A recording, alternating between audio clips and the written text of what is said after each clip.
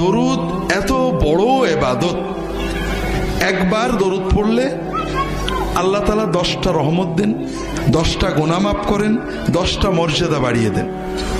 আল্লাহর ফেরেশতারা দোয়া করে, আল্লাহর রাসূল সাল্লাল্লাহু আলাইহি ওয়াসাল্লামের কাছে দরুদ পৌঁছে দেওয়া হয়।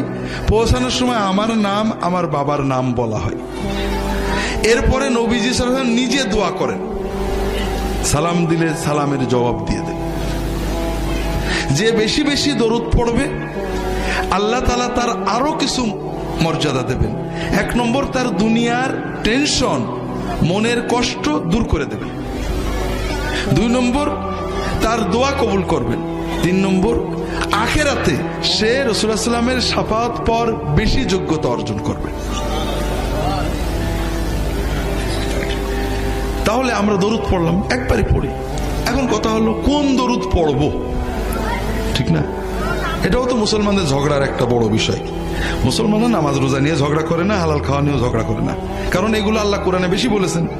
আর যেগুলো আল্লাহ কোরআনে বলেননি, রাসূলুল্লাহ সাল্লাল্লাহু আলাইহি ওয়াসাল্লাম মোটে বলেননি, এইগুলো নিয়ে ঝগড়া করে। দরুদ আল্লাহর ইবাদত, ঠিক না ভাই? তবে এটা আল্লাহর কাছে চাওয়া।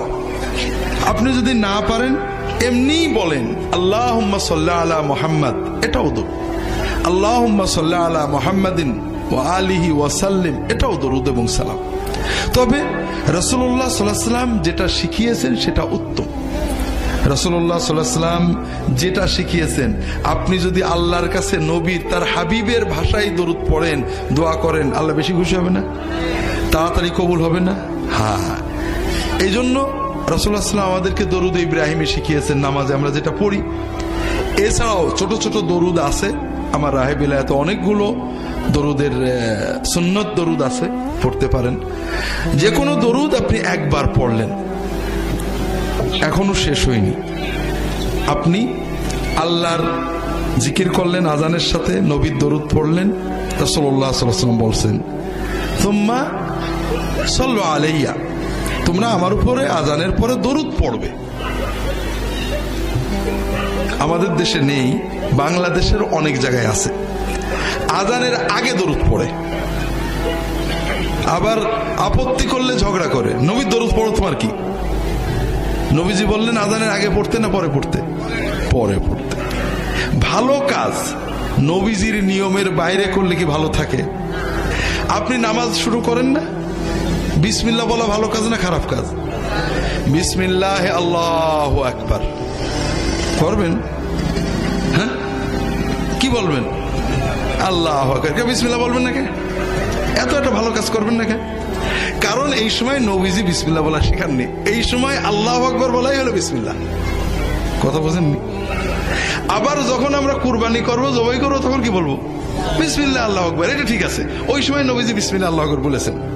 কথা বোঝেননি? কাজেই ভালো কাজ, আপনি নামাজ পড়বেন, আউযু বিল্লাহি মিনাশ শাইতানির রাজিম, বিসমিল্লাহির রহমানির রহিম, আল্লাহু আকবার বলবেন নাকি? আউযু বিল্লাহ ভালো কথা, বিসমিল্লাহ ভালো কথা, কিন্তু ইবাদত বন্দেগী নবীর শিক্ষার বাইরে যুক্তি তর্ক দিয়ে বানানোর মানেই হলো আপনি নবী মানেন না। নবী যে মানে সে যুক্তি খোঁজে না, সে নবী খোঁজে। আর নবী যে মানে না সে কি খোঁজে? যুক্তি খোঁজে। আমার দেখতে হবে নবী কেমন করে করেছেন আলাইহিস সালাতু ওয়াস সালাম।